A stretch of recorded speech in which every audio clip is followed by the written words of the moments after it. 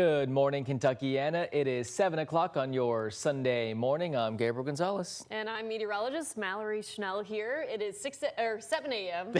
What time is it? 7 a.m., not 7 p.m. It's so funny because in our prompter it says 6.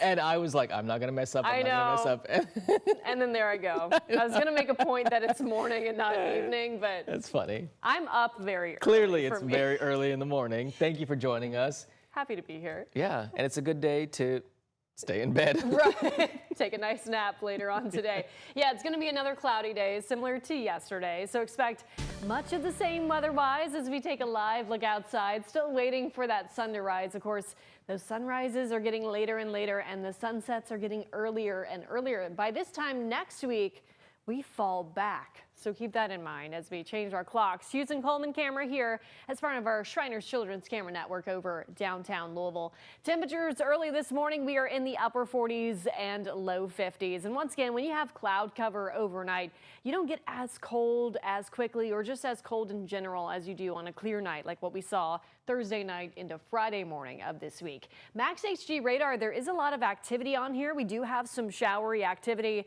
but a reminder that we have some pretty dry air in place, especially closer to the surface. So similar to yesterday, you might have gotten a light shower where you were, sprinkles for many spots. That will be the case again today. It looks like a little bit more moisture down to the south, but our dew points, which are at the surface, are in the 30s and lower 40s. So that shows you that once again, as that rain falls, it'll have some dry air to overcome before it reaches the ground. So basically anything that we see today will likely be pretty light in nature.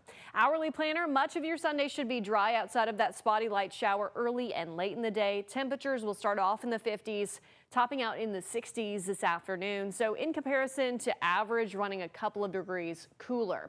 And as we head into this upcoming week, we do have more rain chances on the way. Expect a more active forecast this week.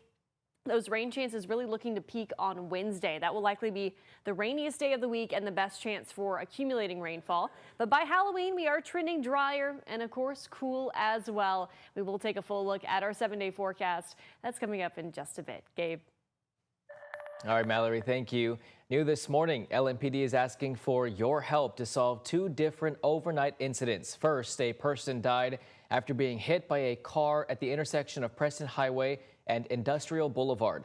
That's in the Okolona neighborhood. The victim was in a wheelchair. The driver of the car left before police arrived and left the car there. Also overnight, officers responded to Club Cedar Bar around midnight after a man was shot in the head. Officers found him in the parking lot and transported him to the hospital with critical injuries. Due to the seriousness of his injuries, LMPD's homicide unit is investigating. Anyone with information about either of these cases can call the tip line at 574-LMPD. We now know the name of the man who was shot and killed at the Point at Stony Brook Apartments in Jeffersontown earlier this week. 34-year-old Aries Clayton was identified by the coroner's office after being found on Wednesday. WHAS 11's Clarice Shaley spoke to his family, who is left grieving the life he was about to build.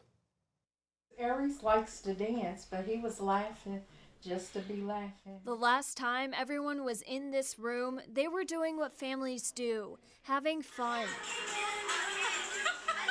He loves to dance. Aries Clayton, a name his big family is left holding on to. He's my great nephew. Now I got greats, and it's a lot of them, but I love them all. Sharing memories of their loved one. He would smirk, he'd be like...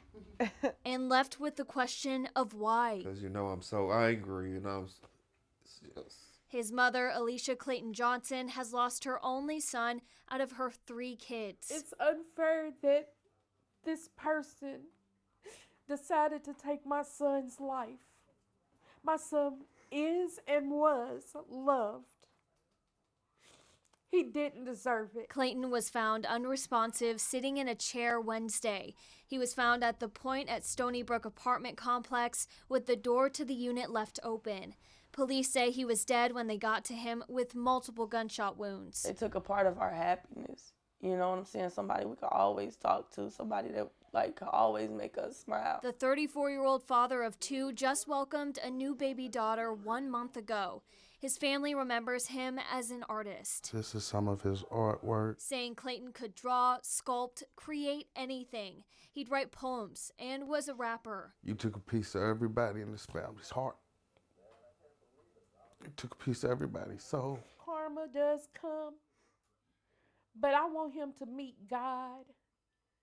And when he meets God, I want him to understand that Aries' name was anointed. He was a blessing. A close family, hurting, but holding each other just as tight, hoping for justice for their artist. In Newburgh, Clarice Shaley, WHAS 11 on your side. J-Town Police Chief Rick Sanders said they are still investigating this case and have some good leads. Officials say this was an isolated incident. Well, we now know what caused a house fire in the Creekside neighborhood. Anchorage Middletown Fire and EMS says a chimney malfunction started that fire. Emergency crews were at the scene of the house fire off Westport Road near Tom Sawyer Park around 8 o'clock Friday night. 30 firefighters managed to get it under control in just under an hour. Anchorage Middletown Fire and EMS said the 2 adults who live at that house are now displaced but staying with neighbors, and neither were injured.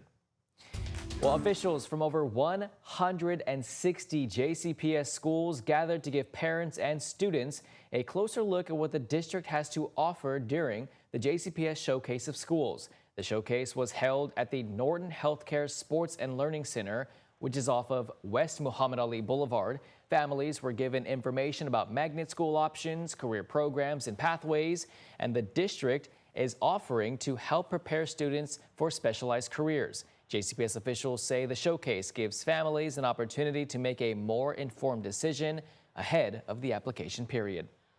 So we have heard from principals who have said they have met families who didn't even have their school on their radar, and once they came to this event and they talked with the principal and learned more, their student ended up enrolling in that school. So it's absolutely helpful. We know that we are a large district and there are a lot of moving parts, and so this is a nice way for families to come and get their questions answered face to face.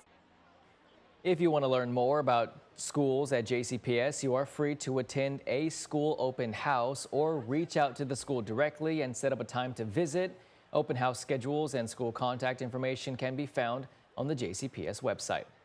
Also, on Saturday was the 5th annual Black Maternal Health Fair down at Republic Bank YMCA. The fair was hosted by Louisville nonprofit Granny's Birth Initiative, whose mission is to improve Kentucky birth outcomes by tackling the Black maternal and infant health crisis.